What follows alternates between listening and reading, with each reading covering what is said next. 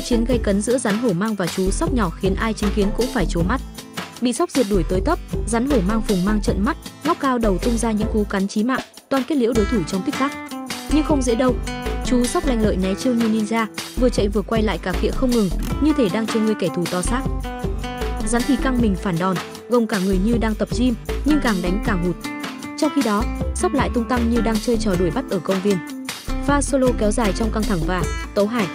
Cuối cùng, rắn hổ mang đã đành rút lui trong lặng lẽ, mang theo ánh mắt thất vọng, còn chú sóc thì đứng vẫy đuôi, như muốn nói, về luyện lại đi anh bạn, lần sau nhớ khởi động trước.